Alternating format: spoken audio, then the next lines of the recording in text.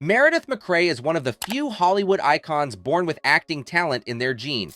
But unfortunately for her, the same source that blessed her with her acting gene also cursed her with a burden that caused her years of pain and suffering before taking her life at the early age of 56. It might sound a little far-fetched, but by the end of this video, you'll see exactly what we mean.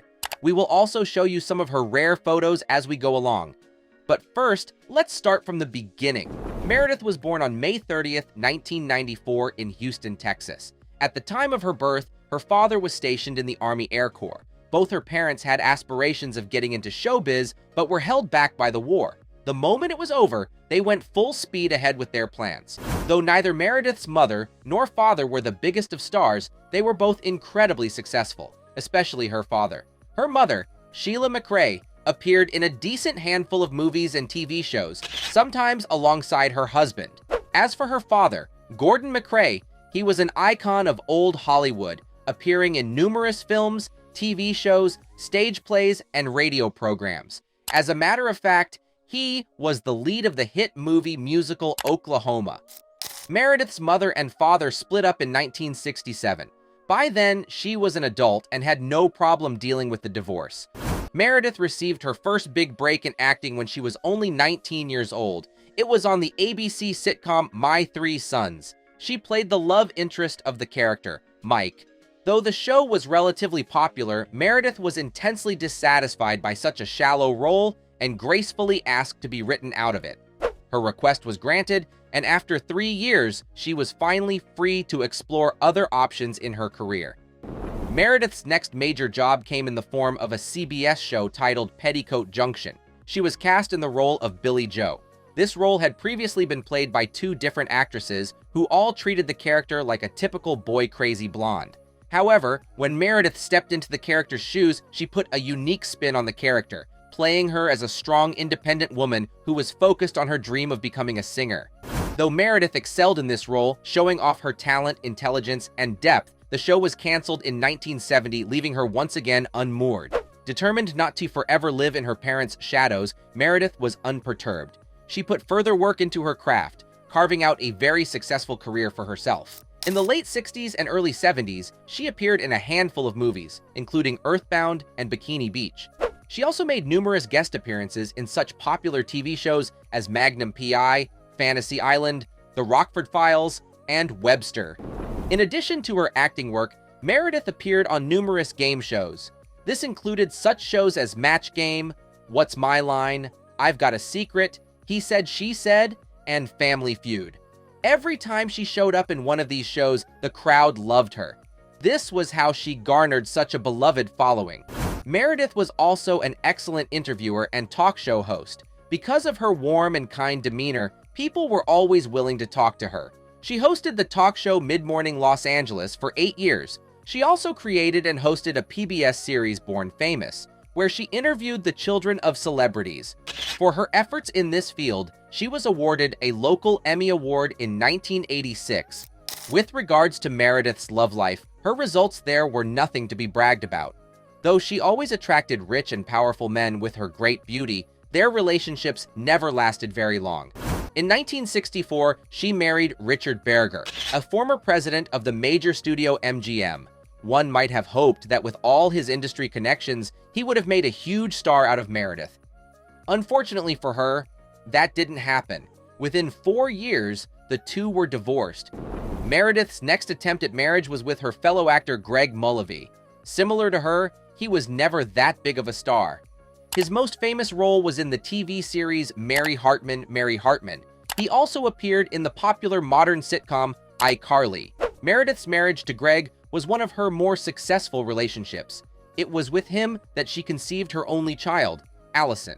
Unfortunately, the two split up after 18 years of marriage. They just couldn't make it work anymore. Predictably, Meredith did not remain single for long. Soon after her split with Greg, she fell into the good graces of Philip M. Neal, CEO of manufacturing company Avery Dennison.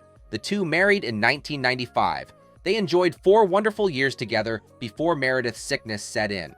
The same source that gave Meredith her talent and her career was the same source that most likely led to her demise. Meredith's father, Gordon Macrae, suffered from cancer of the mouth and jaw. He died of pneumonia in 1986. He was 64 years old at the time. Naturally, this meant that Meredith had a predisposition to cancer as well. When she least expected it, it struck. Her sickness was long, drawn out, and painful. It lasted for about 18 months. It began in January 1999 when Meredith reported to the doctor with symptoms of dizziness. That would have been bad enough in and of itself, but in addition to that, she had short-term memory loss. The doctor was skeptical of her symptoms, but examined her all the same. He then dismissed them to be as a result of perimenopause. Not long after that, Meredith was back in the hospital. This time, the cause was a severe throbbing headache. The doctor was once again baffled at these symptoms. Upon examination, he told Meredith that they were most likely due to muscle spasms. Without prescribing any medication, he then suggested that she perform cervical spine stretching to ease the pain. Predictably, this did not bring Meredith any relief whatsoever. The headaches plagued her to the extent that she was compelled to leave her old doctor and seek out a second opinion. With this new doctor, the root cause of the throbbing headaches was identified. But then, that cause came along with its own can of worms. As it turned out, Meredith had cancer. Cancer of the brain. And with the brain being the most important organ of the body, Meredith was in deep trouble already. Due to her former doctor's dilly-dallying, Meredith's diagnosis had come in very late. By then, the cancer had already progressed to stage 4. This meant that it had spread to other organs of her body, putting her life in critical danger and making treatment incredibly difficult. The first thing that happened was an emergency surgery. Meredith's new doctor wanted to take out a large tumor that was causing her debilitating headaches. Unfortunately, the operation did not go smoothly. During the procedure, Meredith suffered a cardiac failure and had to be resuscitated right there in the operating room. When she regained consciousness, Meredith received more bad news. Though the removal of the tumor would soothe her headaches, it did not do much by way of curing her cancer. As it turned out, the sickness was now terminal. Meredith was told that she had between weeks to months to live out the rest of her days. As shattering as this news was to receive, Meredith did not go quietly into the night.